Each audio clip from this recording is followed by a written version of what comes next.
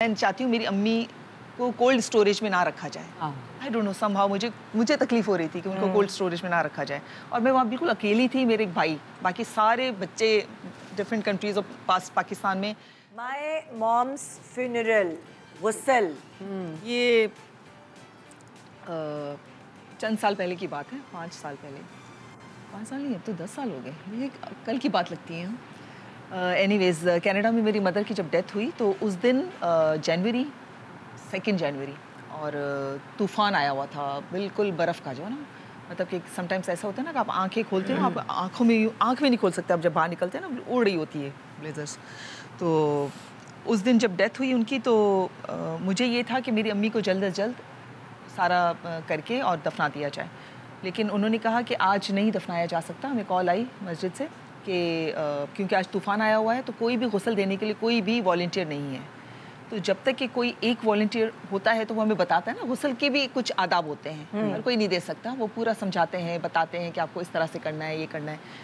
अब मैं इतनी परेशान और बस वही अल्लाह पे यकीन, ईमान, जो एक फेथ होता है ना कि बस हो जाएगा। मतलब मुझे लगता है कि अल्लाह में मेरा बहुत अच्छा दोस्त है कि अगर मैं उससे कोई चीज़ मांगती हूँ ना दिल से तो वो मेरी सुनता है एटलीस्ट। अगर मुझे नहीं मिलता तो इस चीज़ पे भी मैं यकीन रखती हूँ कि कोई ना कोई ज़रूर मसलियत होगी, तो वो आप बिल्कुल अपने अंदर काम हो जाते हो उस चीज़ से। तो मैंने अल्लाह से कहा कि नहीं, मुझे कोई भी अल्लाह मियां हेल्प भेजो, मुझे मैं चाहती हूँ मेरी अम्मी को कोल्ड स्टोरेज में ना रखा जाए। आई डोंट नो समहाउ मुझे तकलीफ हो रही थी कि उनको कोल्ड स्टोरेज में ना रखा जाए।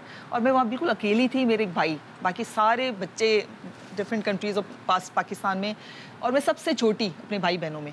और मैं दुआ किए जा रही हूँ, रोई जा रही हूँ, दुआ किए जा रही हूँ, अल्लाह मियां कोई ना कोई तुम फरिश्ता भेजो, जो कहते हैं ना फरिश्ते, रहमत के फरिश्ते आते हैं, कोई हेल्प आपके लिए ज़रूर कहीं ना कहीं से जनरेट होती है। अगर आपकी नीयत अच्छी है, अगेन निदा ज़रूर मैं कहूँगी कि आप दूसरों के लिए बुरा नहीं सोचते ना, तो आपके साथ अच्छा होता है। ऐसे ही है, बिल्कुल। मैं हमेशा ये सोचती हूँ कि मतलब दानिस्ता ना दानिस्ता वो तो अलग, किसी का दिल दुख जाए, कुछ हो जाए, लेकिन मैं चाहती नहीं हूँ कि मेरी वजह से किसी को तकलीफ़ हो।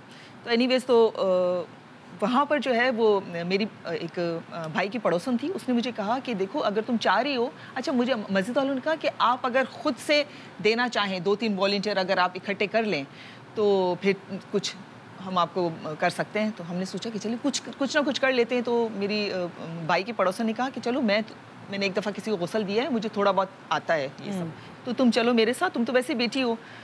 हम दोनों गए वहाँ पर, और वहाँ पर हम परेशान कि हम करेंगे क्या, ठीक है, हम हिम्मत तो करके आ गए, लेकिन और जल्द अज जल्द वो ज़ोहर की वो भी हो रही थी, नमाज भी हो रही थी। वहाँ पर एक खातून आई, अपना वो उतारा उन्होंने, हिजाब आके, और उसने कहा कि क्या हुआ है, किसकी डेथ हुई है, ये वो। मैंने कहा मेरी मदर की है। उसने कहा हाँ बिल्कुल, वो हेड उनकी थी, जो वॉलंटियर्स जो गुस्ल देते हैं ना, उनकी हेड थी। तो मैंने उससे ऐसे ही सवाल किया, मैंने कहा आज तो कोई घर से भी बाहर नहीं निकल रहा, आप कैसे आ गई इतनी तूफ़ान में? कहने लगी पता नहीं बेटा, पता नहीं मुझे क्यों लगा कि कोई मुझे पुकार रहा है।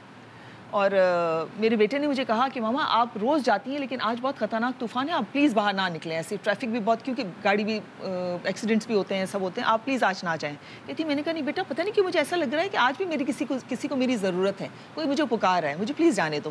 कहती मैंने अपने बेटे को ज़बरदस्ती छोड़ के आज मैं आई हूँ। तो मैंने उसको कहा, मैंने कहा लगता है मैंने जो दुआएँ की थी ना, अल्लाह ताला के पास पहुँची और उसने आपके दिल में डाला आप आएँ।